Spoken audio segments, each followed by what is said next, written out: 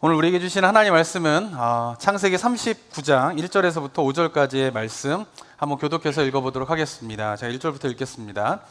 요셉이 이끌려 애굽에 내려가매 바로의 신하 친위 대장 애굽 사람 보디발이 그를 그리로 데려간 이스마엘 사람의 손에서 요셉을 산이라. 여호와께서 요셉과 함께 하심으로 그가 형통한 자가 되어 그의 주인 애굽 사람의 집에 있으니 그의 주인이 여호와께서 그와 함께 하심을 보며 또 여호와께서 그의 범사에 형통하게 하심을 보았더라. 요셉이 그의 주인에게 은혜를 입어 섬김에 그가 요셉을 가정 총무로 삼고 자기의 소유를 다 그의 손에 위탁하니. 네, 5절 함께 읽겠습니다. 그가 요셉에게 자기의 집과 그의 모든 소유물을 주관하게 한 때부터 여호와께서 요셉을 위하여 그 애굽 사람의 집에 복을 내리심으로 여호와의 복이 그의 집과 밭에 있는 모든 소유에 미친지라. 아멘. 네, 우리는 37장에서 형제들의 미움을 받아서 이제 상인에게 팔려간 요셉의 이야기를 이제 들었고, 지난주에는 이제 유다와 다말의 이야기를 이제 들었습니다. 39장에서는 그 37장에서 이제 이어지는 이제 노예로 팔려간 요셉에 대한 이야기가 나오게 되는데요. 노예로 요셉이 팔려갔을 때 노예로서의 삶이 어떠했을까요? 일반적으로 생각하기에는 굉장히 비참하고 어려운 삶을 살았을 것이다 라고 생각할 수 있습니다. 그런데 노예로 팔려간 요셉의 삶에 대해서 성경은 의외의 이야기를 오늘 본문에서 하고 있습니다. 2절과 3절을 보시면요, 어떻게 기록하고 있냐면 여호와께서 요셉과 함께 하심으로 그가 어떻게 되었다고요? 형통한 자가 되어 그의 주인 애굽 사람의 집에 있으니 그의 주인이 여호와께서 그와 함께 하심을 보며 또 여호와께서 요셉의 범사에 어떻게 해요? 형통하게 하심을 보았더라 라고 이야기를 하고 있습니다. 애굽에 노예로 팔려가서 사는데 애굽의 삶이 어떻다고요? 여호와께서 그의 삶을 형통하게 하셨다라고 이야기를 하고 있는 것입니다. 39장을 보게 되면은 2절과 3절에만 형통하게 되었다라고 나오는 것이 아니라 23절에 보면 또 형통하게 되었다라는 말이 나오는데요. 23절 한번 읽어볼까요? 시작. 간수장은 그의 손에 맡긴 것을 무엇이든지 살펴보지 아니하였으니 이는 여호와께서 요셉과 함께 하심이라. 여호와께서 그를 범사에 형통하게 하셨더라. 네, 23절에서도 형통하게 되었다라고 하면서 39장에서만 3번에 걸쳐가지고 요셉을 하나님께서 형통하게 하셨다라고 이야기를 하고 있습니다.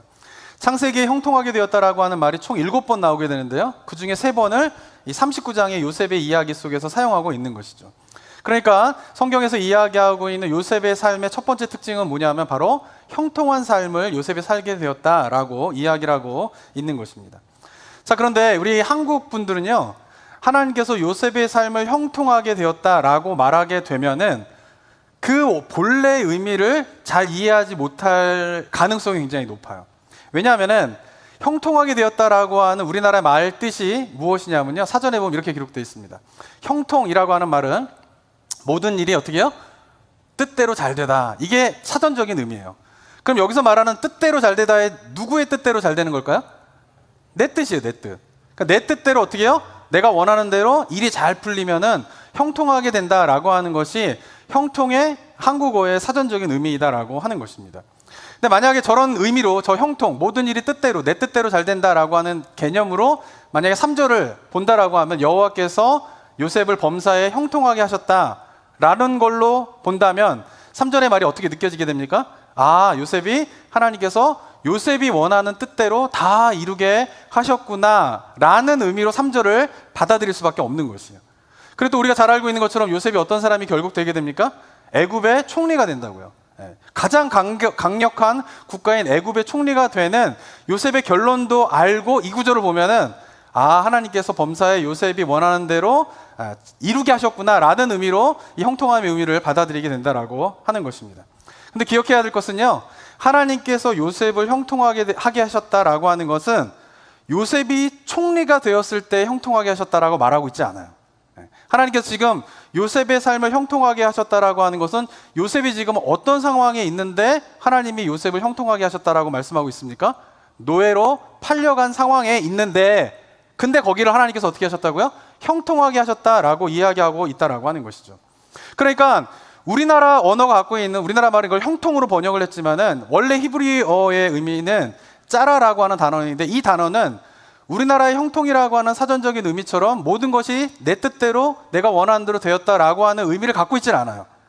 그래서 번역을 형통으로 번역을 하게 되면서 성경 속에서 이 형통이라고 하는 의미의 본래적인 의미들을 우리가 놓치고 살아가는 경우가 굉장히 많이 있다라고 하는 것이죠. 왜냐하면은 요셉의 상황을 봐도 요셉이 지금 자기의 뜻대로 지금 인생이 풀려가고 있습니까?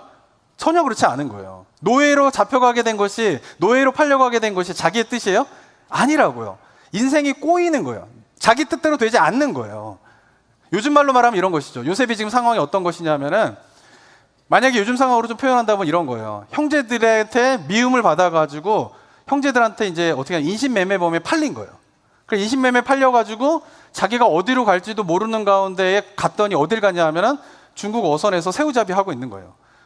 돈 한 푼도 못 받고 죽고라 일을 하고 먹을 것도 제대로 받지 못하면서 그냥 어선에서 새우잡이 하고 있는 상황이 지금 요셉이 처해 있는 상황과 비슷하다라고 볼 수 있는 것이죠. 근데 만약에 그 상황에 있다라고 하면은 우리 성도님들은 그것이 형통한 삶이다라고 이야기하실 수 있겠어요? 아니라고요. 또한 어떻게 되냐면 요셉이 결국 어떻게 됩니까? 거기서 끝나버리는 것이 아니라 중국 공안에 잡혀가요. 억울한 누명을 쓰고 그 재판을 받아가지고 지하 감옥에 갇히게 됩니다. 자기 억울함을 풀어줄 사람은 중국에 아무도 없어요.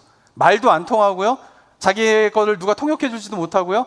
도움의 손길을 받을 수 있는 상황이 아무도 없는 가운데에서 지하 감옥에서 언제 죽을지도 모르고 풀려날지도 모르는 막막한 상황 가운데에서 중국의 지하 감옥에 갇혀있다라고 생각을 해보세요. 그럼 그 상황이 한국어인 형통이라고 하는 그 단어와 맞는 상황이라고 볼 수가 있겠습니까? 아니다라고 하는 것이죠.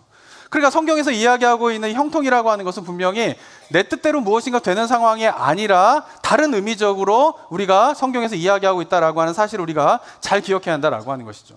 자, 그렇다면 자기의 뜻대로 이루어지지 않는 그 요셉이 형통하게 되었다라고 번역을 한 이 구절을 우리가 좀 더 원어적인 의미와 본래의 성경적인 의미로 번역하면 어떻게 번역할 수 있을까? 제가 볼 때는 형통함보다는 풍성함으로 번역하는 것이 좀 더 맞는 번역이라고 좀 볼 수 있을 것 같아요.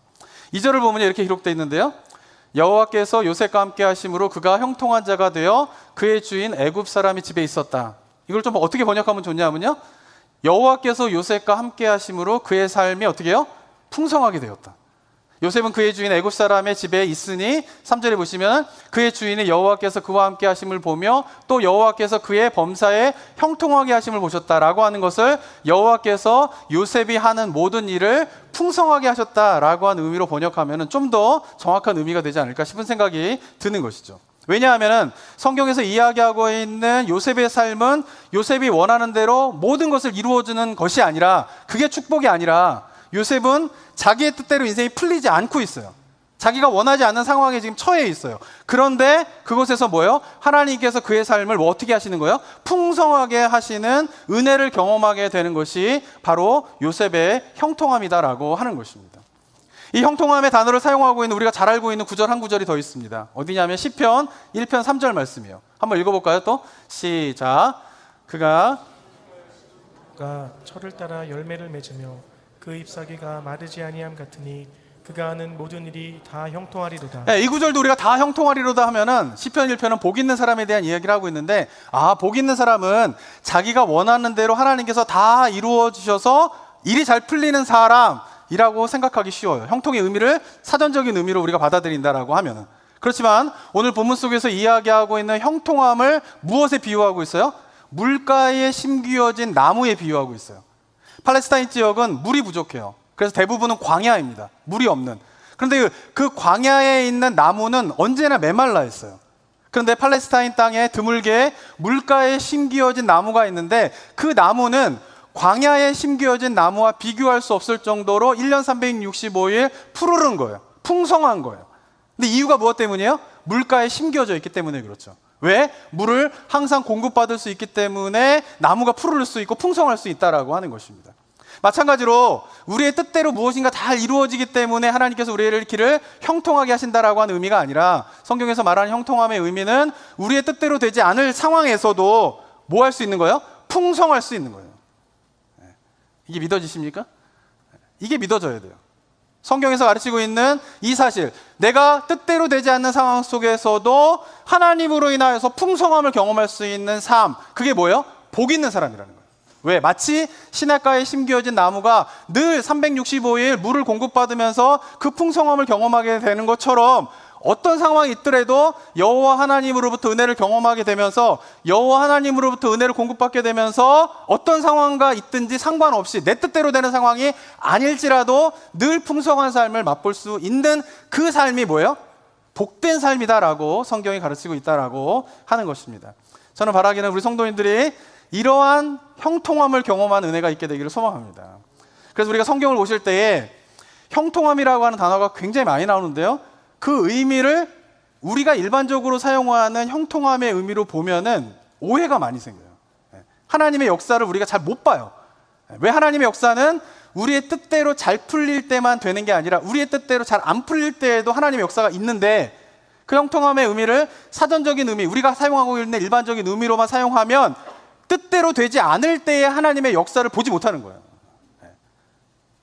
우리가 이 형통함의 의미를 올바로 이해하게 되면 중요한 신앙의 원리 한 가지를 발견하게 돼요. 그것은 뭐냐면 내 뜻대로 되지 않아도 그 상황에 하나님이 함께 하신다는 거예요.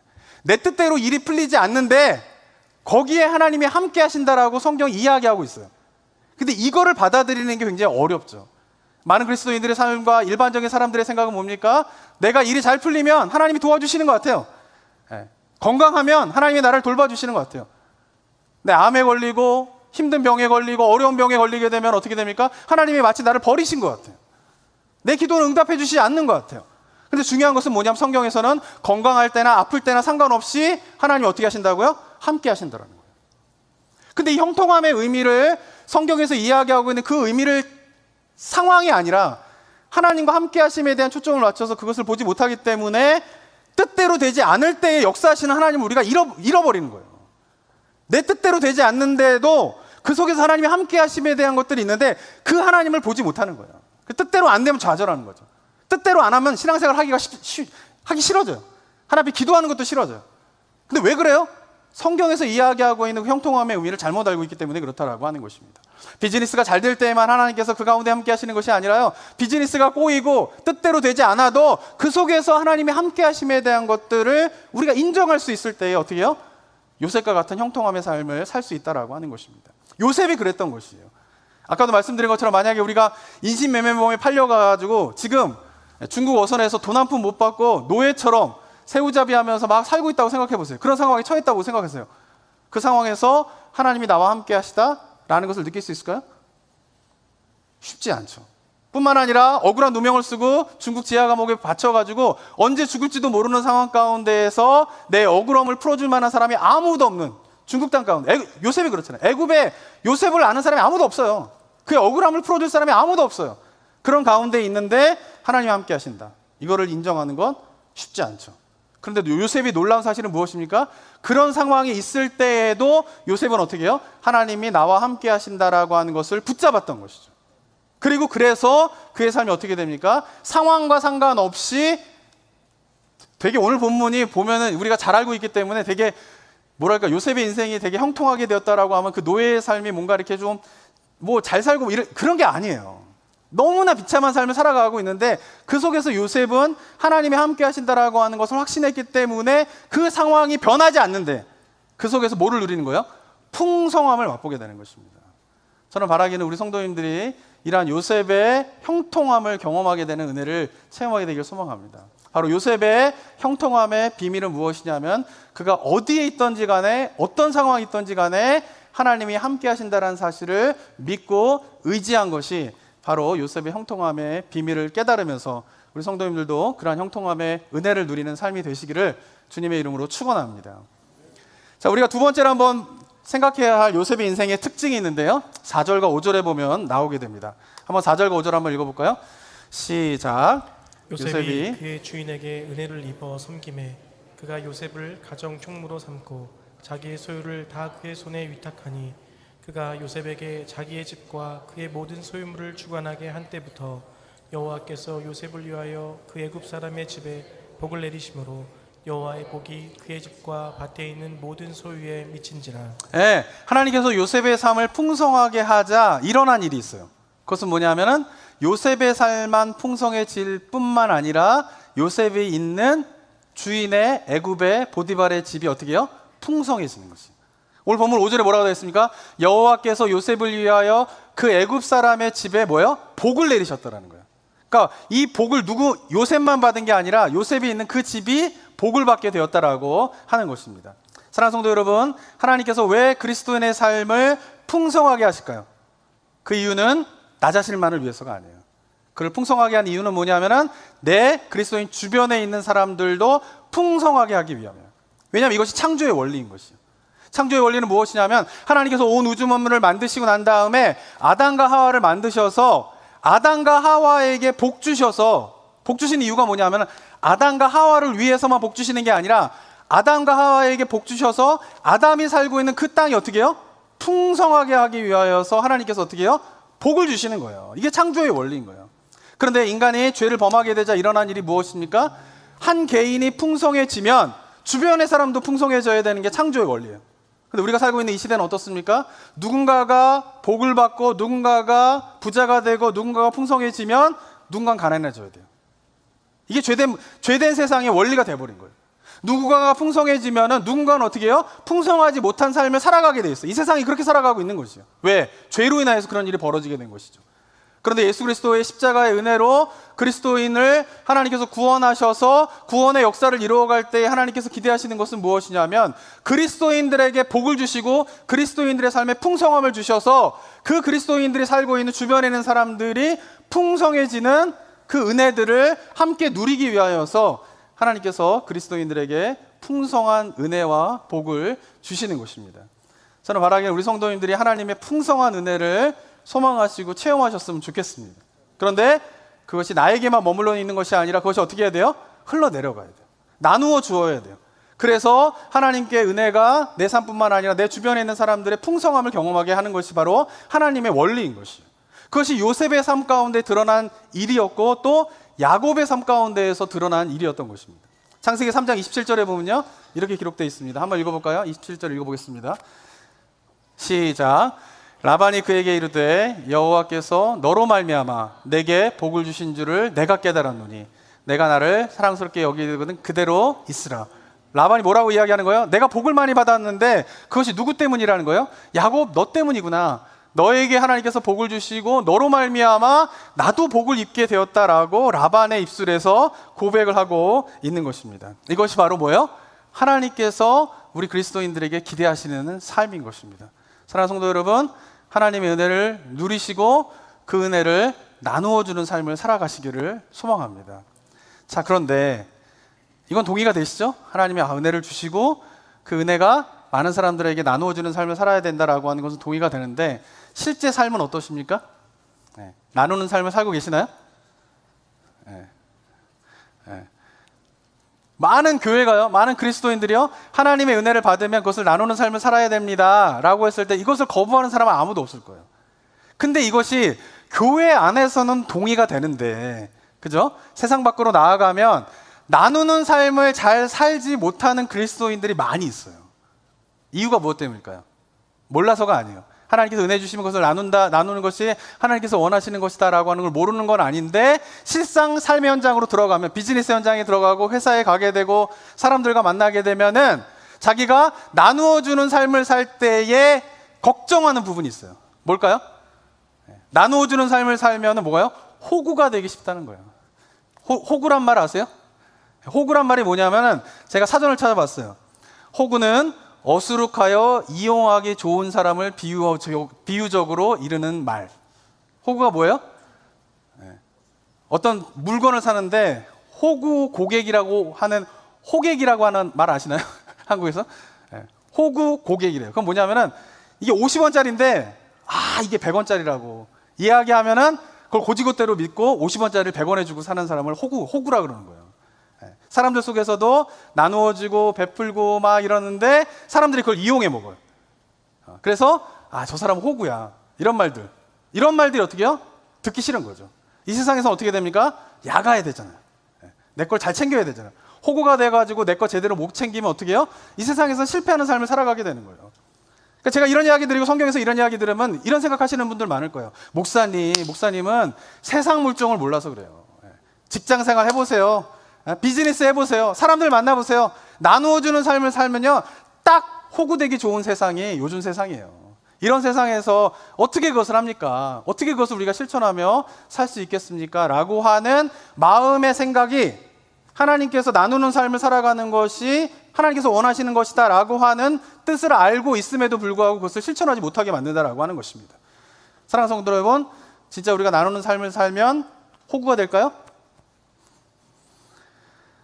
제가 책 가운데 이런 책이 있습니다. 애덤 그랜트라고 하는 사람이 쓴 기브 앤 테이크라고 하는 책이 있어요. 이 애덤 그랜트라고 하는 사람은 어떤 사람이냐면 필라델피아의 와튼 스쿨의 조직 심리학을 연구하는 교수예요. 근데 이 사람이 2013년도에 이 책을 썼는데요. 이 사람은 어떤 사람이냐면은 조직 문화를 연구하는 사람이에요. 조직에서 어떤 심리적인 활동들이 일어나는가 이런 걸 연구하는 사람이에요. 그리고 기업의 문화, 기업의 조직 또는 뭐 비영리 단체의 조직, 뭐 학교의 조직 이런 조직들을 연구하면서 그 조직 속에서 어떤 심리학적인 현상들이 일어나든가 이런 거를 이제 연구하는 사람이거든요.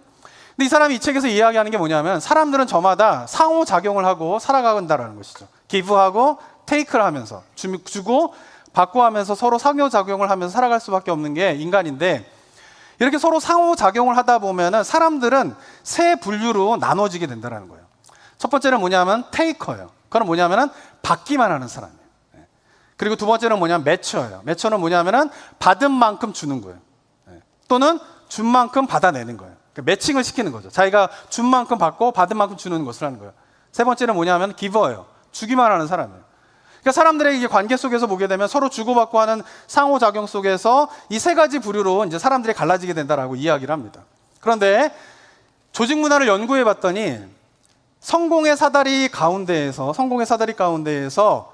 이 사람이 뭐 셀러리맨들을 연구하고요, 조사하고요, 뭐 의대에 공부하는 친구들을 조사하고요, 그 다음에 엔지니어들을 조사하고 막 그랬대요. 그 조사에서 막 연구 결과를 내보니까 그 조직 가운데에서 이제 성공의 사다리가 있는데 그 성공의 사다리의 맨 밑바닥에 있는 사람, 그러니까 성공하지 못한 사람이죠. 성공하지 못한 맨 밑바닥에 있는 사람이 테이커와 매처와 기버 가운데에 누구로 나타났을까요? 연구 결과? 뭐 같으세요? 네, 기버예요, 기버. 기버가 원래 설교의 흐름상, 그죠? 이런 분위기의 설교의 흐름상, 맨 밑바닥에 있는 사람이 뭐 테이커가 나야 되거나 매처 이래야 되는데 현실은 그렇지 않죠, 그죠? 네. 그런데 기버가 성공한 맨 밑바닥에 있다라는 거예요. 근데 기버는 테이커에 비하면 자기가 월급, 이게 수입이 14%가 낮대요. 테이커가 기버보다 14% 높은 거죠. 그리고 사기당할 확률은 테이커보다 기버가 2배가 높대요. 그리고 일하는 거 효율성을 따져보면은 실제 기버가 일하는 것보다 22% 정도가 낮게 평가를 받는다라고 합니다. 그래서 기버가 성공의 사다리 가운데 맨 마지막에 있는 것이죠. 이런 사람들을 한국말로 뭐라 그러죠? 기버 하면 굉장히 아름답게 들려지지만 이게 뭐죠? 호구죠, 호구. 호구들이 뭐예요? 성공의 밑바닥에 있는 건 사실이에요. 자, 그렇다면은 성공의 사다리의 맨 위에 있는 사람은 테이커와 매처와 기버 가운데 누구일까요? 테이커라고 생각할 수가 있는데 실제로 연구 조사를 해봤더니 성공의 맨 사다리 위에 있는 사람은 역시 뭐예요? 기버라는 거예요. 희한하죠? 그러면 왜 성공하지 못한 사람도 기버이고 가장 좋은 성과를 내고 셀러리맨 같은 경우는 가장 좋은 성과를 내고 의대생들 같은 경우는 좋은 학점을 받고 엔지니어 같은 경우에는 좋은 연구 결과를 내는 사람도 기버인가? 이 차이가 무엇인가? 라고 했을 때 이 사람이 이야기하는 것은 뭐냐면요, 맨 아래에 있는 기버들은 진짜 호구인 거예요. 뭐냐면 테이커들을 만나서 테이커에 의해서 기버가 자기가 이용당하고 있는데도 이용당하고 있는 줄 모르고 계속 도와주는 사람은 성공의 밑바닥 가운데 있게 된다는 것이죠. 근데 위에 있는 기버들의 특징은 뭐냐면은 테이커를 한번 만나서 테이커를 한번 도와줬는데 이 사람이 나를 이용하여서 테이커로서 나의 호의를 받아들였구나 라고 하는 것을 알게 되면 두 번 다시 그 사람을 도와주지 않는데요. 여기에 차이가 있다라고 하는 것이죠. 자, 그러면서 이 사람이 이야기하는 것이 뭐냐면은 이 테이커와 매처와 기버 가운데에 처음 짧은 기간만 살펴보게 되면은 언제나 테이커가 기버보다 좋은 성과를 낸대요. 왜냐하면 테이커는 항상 기버처럼 행동을 해요. 나누어주고 베풀고. 근데 이 사람은 어떤 사람에게만 나누어주고 베푸냐 하면은 자기보다 힘이 있는 사람, 자기보다 높은 사람에게는 테이커가 아니라 기버로서 활동을 하는 거예요. 근데 이 사람이 테이커인 거에 언제 드러나게 되냐면은 자기보다 힘이 없는 사람, 자기보다 낮은 직급에 있는 사람에게는 테이커로서 활동을 하게 되는 것이죠. 그러면서 이 짧은 기간만 보게 되면 성과는 언제나 기버보다 테이커가 훨씬 더 좋은 성과를 내는데 시간이 지나면서 달라진다는 거예요. 사람들은 이 사람이 나를 도와주는 게 자기의 이익과 목적을 위해서 도와주는 사람인 테이커구나 라고 하는 것을 알게 된다는 거예요. 그리고 그것이 어떻게 해요? 입소문으로 빠르게 퍼진대요. 특별히 이 사람이 얘기하는 게 뭐냐면 요즘에는 SNS가 발달하게 되면서 이런 현상이 더 나타나게 된다고 이 얘기를 하더라고요. 그럼 사람들 사이에서 점점 저 사람이 도와주는 호의는 결국은 자기 목적을 위해서 저런 호의를 베푸는 거야. 저 사람의 호의는 주의해야 돼 하면서 결국 테이커와 사람들과의 신뢰는 장기적으로 가게 되면 다 깨져버리게 된다고 하는 것이에요. 그런데 기버는 다르죠. 기버는 어떻게 하냐면 단기적으로 볼 때는 손해를 보는 것 같고 이용을 당할 수 있는 위험을 가지고 있지만 결국은 긴 시간 속에서 이 기버가 살아가게 될 때에 기버가 어떻게 해요? 빛을 발하게 되는 때가 있게 된다라고 하는 것이에요. 왜? 사람들은 기버가 주는 도움은 이 사람이 자신의 목적을 위하여 나를 도와주는 거라고 생각하지 않기 때문에 언젠가는 기버가 부탁을 하면은 내가 들어줘야지 라고 하는 고마운 마음을 가지고 살아가게 된다라고 하는 것이에요. 사람들과 관계를요, 대부분의 사람들은 두 관계 속에 살아가게 됩니다. 첫 번째는 뭐냐면 약한 유대관계. 서로 관계를 맺는데 약한 유대관계는 뭐냐면 인사만 하고 지내는 사이, 그 정도의 사이. 그리고 강한 유대관계는 뭐냐면은 가족이라든가 연인이라든가 아니면 절친이라든가 사업의 파트너라든가 이런 사람들은 강한 유대관계에 있는 사람이죠.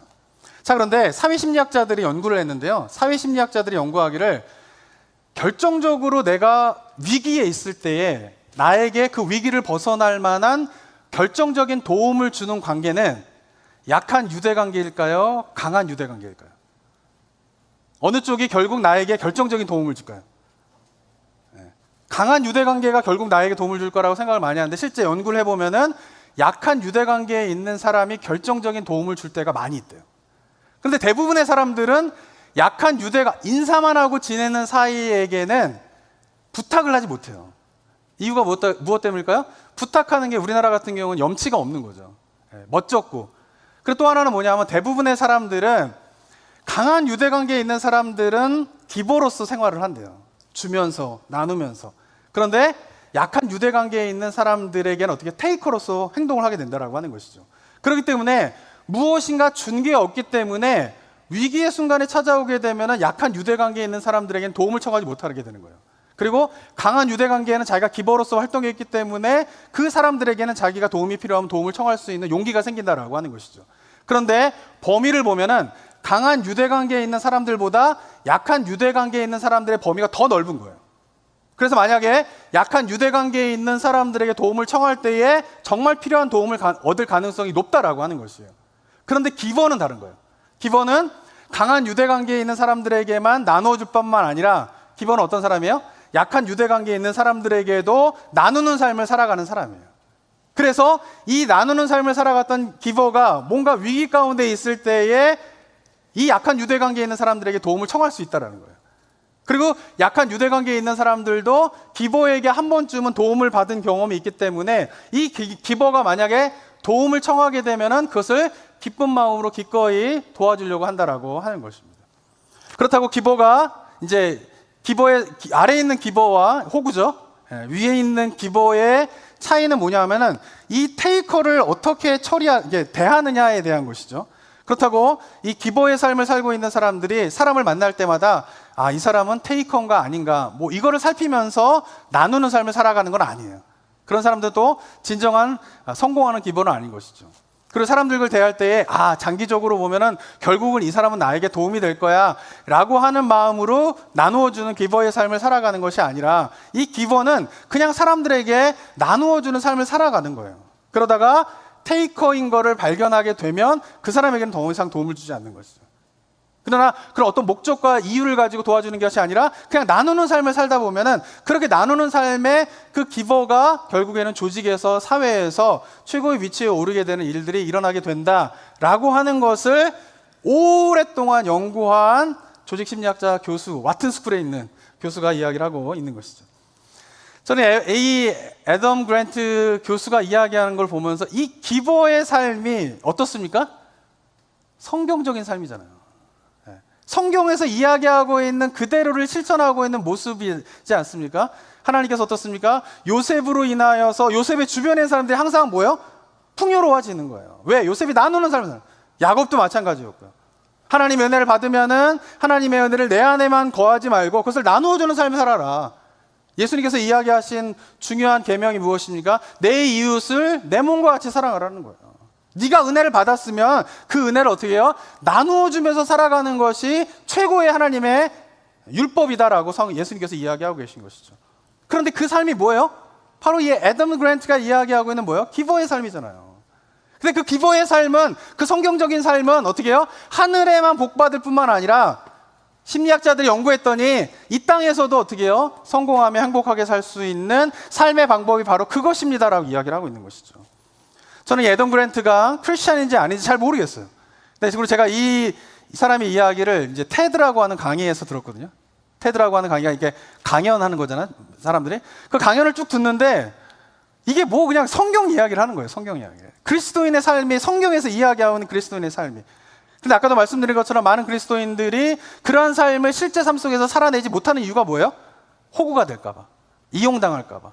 요즘 세상이 그리고 호락호락한 세상이 아닌데 그렇게 살았다가 어떻게 험한 세상 살아갈게, 이런 생각이잖아요. 한번 생각해 보세요.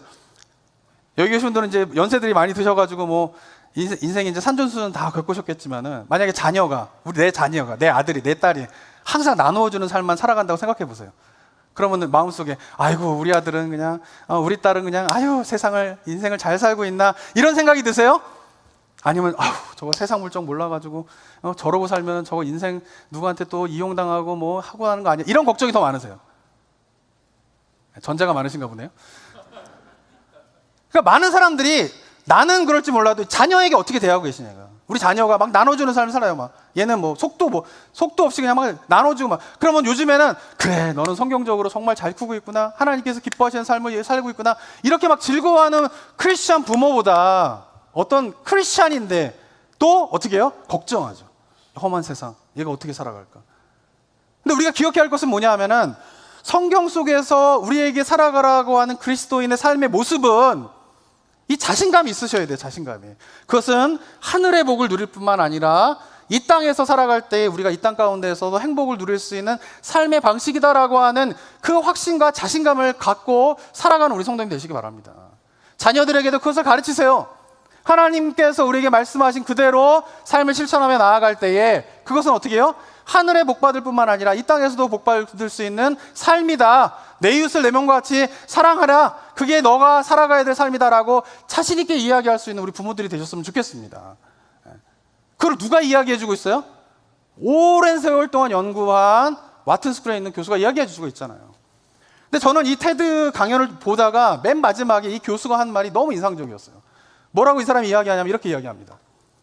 성공은 남들과 경쟁해서 이기는 것이 아니라 성공은 서로 돕는 것이라고 나는 믿습니다. 나는 주는 사람이, 나누는 삶을 살아가고 있는 사람이 성공하는 세상에서 살고 싶습니다. 여러분들 이러한 세상을 만들도록 도와주시기 바랍니다. 저는 이게 하나님의 메시지로 들렸어요. 이게 크리스찬들의 외침이 돼야 되지 않습니까? 크리스찬들이 이 땅 가운데에서 하나님 나라 백성으로서 하나님의 말씀에 따라 순종하며 살아가게 된다라고 하는 실제적인 의미가 뭐예요? 교회에서 예배 빠지지 않고 기도 열심히 하는 거 굉장히 중요합니다. 예배 빠지지 않고 기도 열심히 하는 이유가 무엇 때문이에요? 죽어서 천국 가기 위함이에요? 아니죠. 하나님께서 우리에게 기도도 열심히 하고 말씀을 열심히 보고 예배도 열심히 들으면서 은혜의 충만함을 누리라고 말씀하시는 이유는 뭐예요? 이 세상을 어떻게 해요? 이 사람이 이야기한 것처럼 주는 사람들이 성공하는 세상으로 만들어 갑시다. 전 이게 그리스도인들의 외침이 되어야 하는 생각이 들어요. 뿐만 아니라 저는 주는 사람들이 성공하는 세상을 만들고 싶습니다. 그리고 여러분들이 그 세상을 만들 수 있도록 함께 우리가 힘을 모읍시다. 함께 달려갑시다. 라고 하는 것이 저는 그리스도인들의 외침이 되어야 되지 않는가라는 생각을 해보게 되었어요.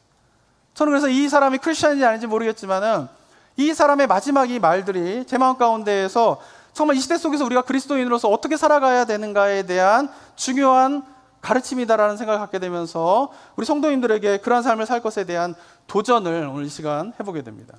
사랑하는 성도 여러분, 내 이웃을 내 몸같이 사랑하라고 하는 주님의 명령은 하늘의 복을 누릴 뿐만 아니라 이 땅 가운데에서도 우리가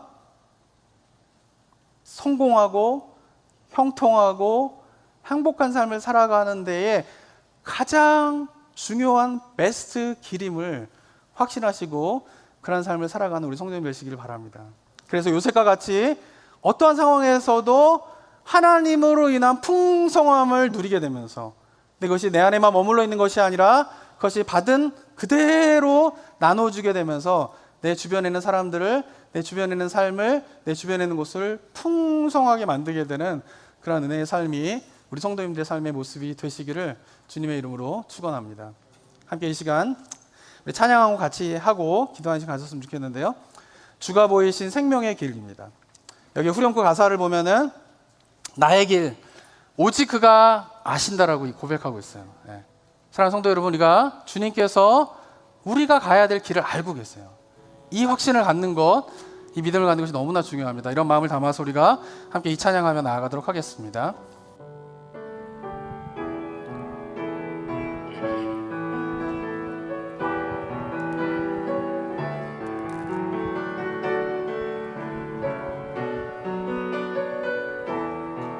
주가 보이신 생명의 길,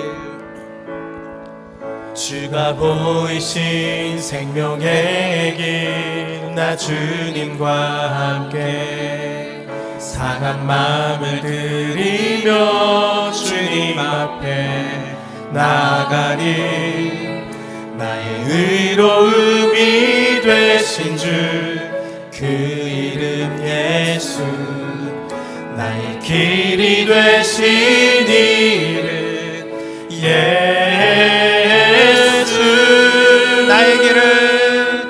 나의 길 오직 그가 아시나니, 나를 단련하신 후에 내가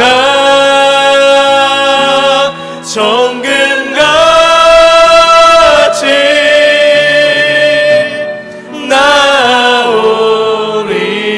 다시 한번 주가 보이신 생명의 길, 주가 보이신 생명의 길, 나 주님과 함께 상한 마음을 들이며 주님 앞에 나가리, 나의 의로움이 되신 주 그 이름 예수, 나의 길이 되신 이름 예수,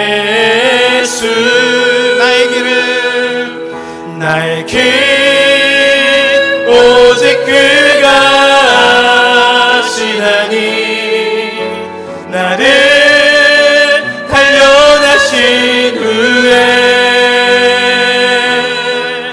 내가 정금같이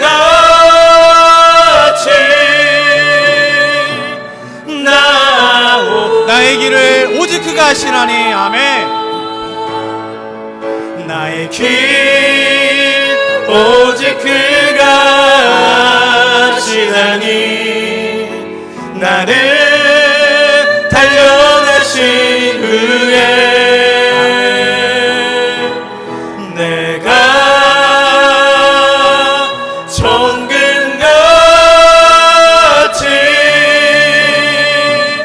나오리라. 아멘. 이 시간을 기도하며 나아갈 때에 사랑하는 성도 여러분, 어떤 상황이 있던지 간에 주님이 함께 하십니다. 이거를 우리의 영혼이 깊이 깨닫게 되면 두려움이 없어져요.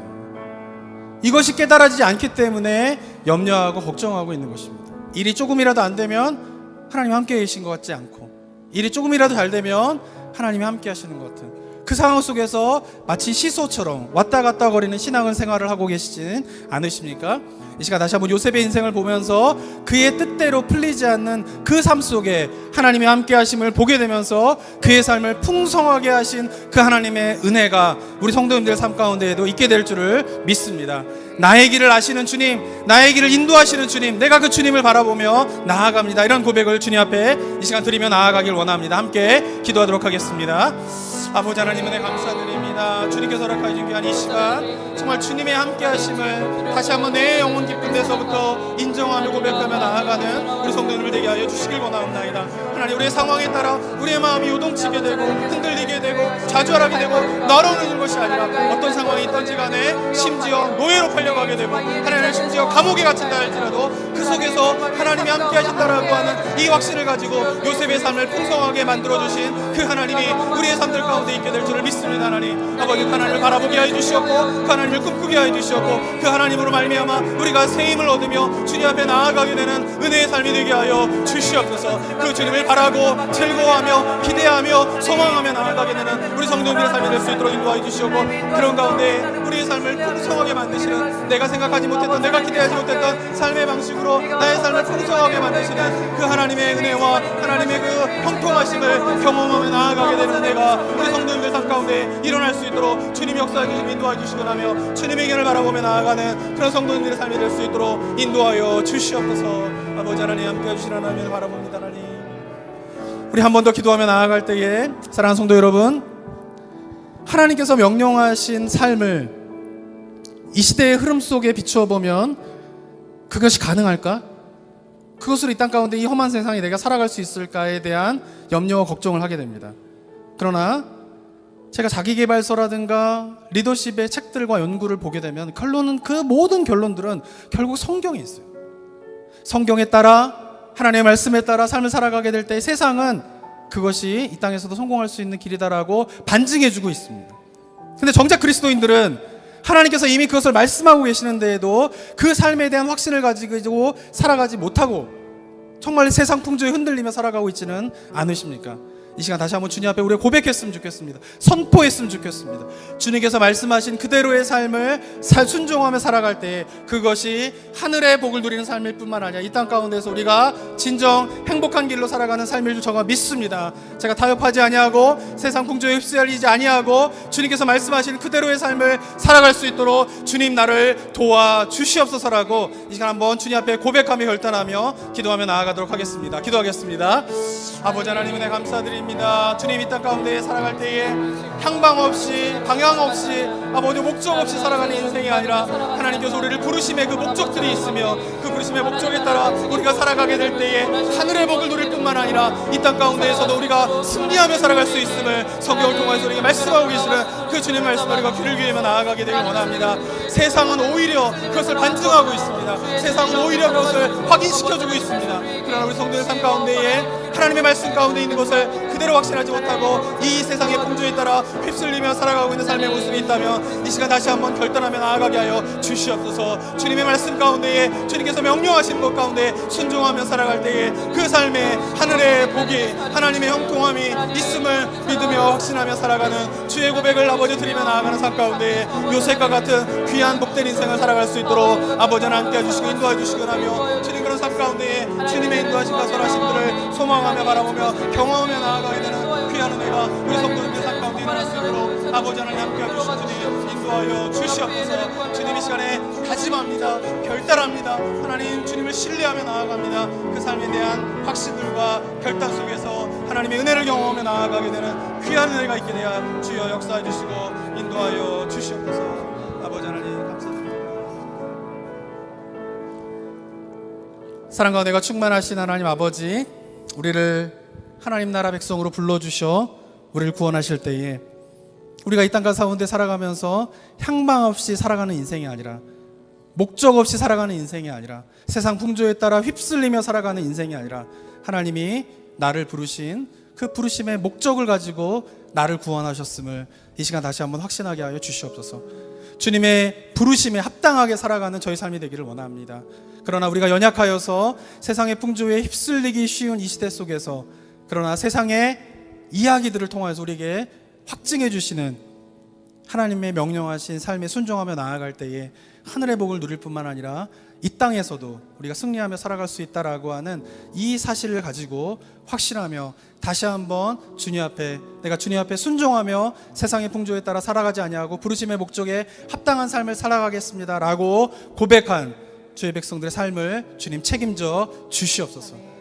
말씀에 의지하여서 하나님 앞에 순종하며 나아가는 그 삶을 붙잡아 주셔서 요셉과 같이 어떠한 상황이 있을지라도 하나님으로 인한, 하나님이 함께 하심으로 인한 확신 속에서 풍성한 삶을, 그 형통을 경험하게 되는 은혜가 우리 성도님들 삶이 되게 하여 주시옵소서.